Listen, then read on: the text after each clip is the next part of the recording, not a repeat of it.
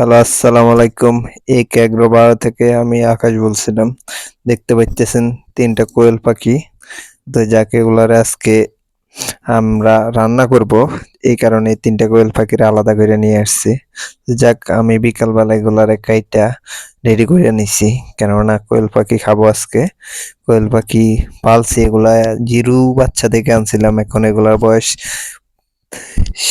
৩৭-৩৮ দিন হয়ে গেছে। তো এতগুলা বাচ্চার মধ্যে আমার ৩০টার মধ্যে ৫০টা বাচ্চার মধ্যে ৩০টা বাচ্চা আমার পুরুষ পাখি হয়েছে। তো এত পুরুষ পাখির আমার দরকার নাই, কেননা আমার ২০ ডিমের জন্য আমার ৪টা পুরুষ পাখি হইলে বা ৫টা পুরুষ পাখি হইলে যথেষ্ট। তো এত কোয়েল পাখি দিয়ে আমার দরকার নাই, এগুলারে খাওয়াইয়া খামাখা খাওয়ার খরচ বাড়ায় লাভ নাই, কেননা এগুলা কোনো ডিম পারবো না, এগুলো আমার কোনো ফয়দা আসবো না। তো যাক পরে আমি কি করছি, ৩টা আমরা খাবো আর কয়েকটা বিক্রি করে ফেলবো, কেননা আমি ১৫০ টাকা করে জোড়া বিক্রি করছি আমাদের বাড়িতে। তো যাক আর কয়জনে নিবে।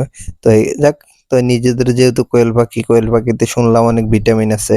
তো ভিটামিন আছে সে বিদেতে নিজেরা ৩টা খাবো আর কি। তো যাক এখন কোয়েল পাখির মাংস তো আর বেশি হবে না, ছোট। তো আলু নিচ্ছি, আলু নিয়া আলুও দিতেছি।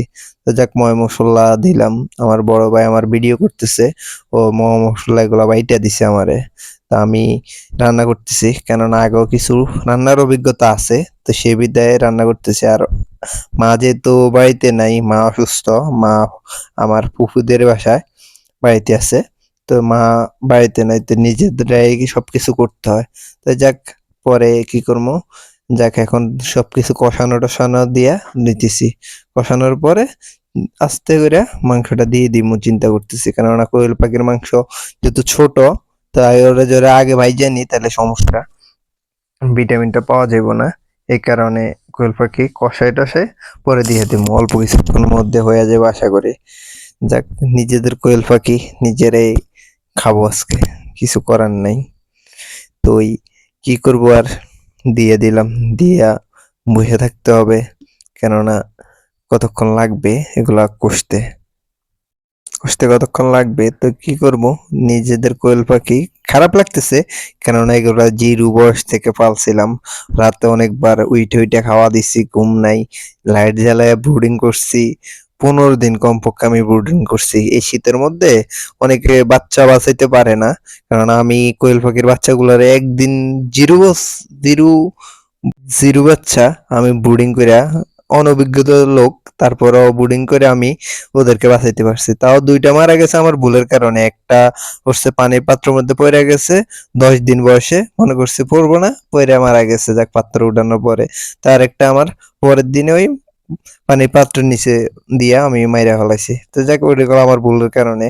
তো মোটামুটি আমি যেগুলা শুরু করতে চাইতেছি এগুলো মোটামুটি আমার আলহামদুলিল্লাহ ভালোই যাইতেছে। শুধু একটু মুরগিতে আমি বুঝতে পারতেছি না, আমি ওই যে কালার বার্ড গুলো আনছি, কালার বার্ড গুলো আমার একটু সমস্যা হয়ে যাইতেছে। তো কালার বার্ড আমি চিন্তা করতেছি সামনের দিকে আর কালার বার্ড আনবো না। তারপর আমি 5টা বড় কালার বার্ড আনছিলাম, 5টা না 4টা, আর একটা কক মুরগি আনছি। তো ওটার মধ্যে আমার একটা মুরগি মারা গেছে। তো এই যাক ওগুলার এখনো হোম কোয়ারেন্টে রাখছি, কেননা ওগুলার আমি ফার্ম থেকে আনছি, ওগুলার এগুলার সাথে দিব না। তো যাক এগুলা বলতে বলতে আমার রান্না মোটামুটি ঘনায় আসছে। এখন আমি কিছুক্ষণ পরে নামাই ফেলবো, খাইয়া পরে আরেকদিন বলবো এগুলা কেমন হয়েছে। আমি জানি কোয়েল পাখি আমি আরেকবারও খাইছি, কোয়েল পাখি মোটামুটি মজা আছে। তো সবাই ভালো থাকবেন, সুস্থ থাকবেন, আর একে এগ্রো 12 চ্যানেলটি সাবস্ক্রাইব করে দিবেন। ধন্যবাদ।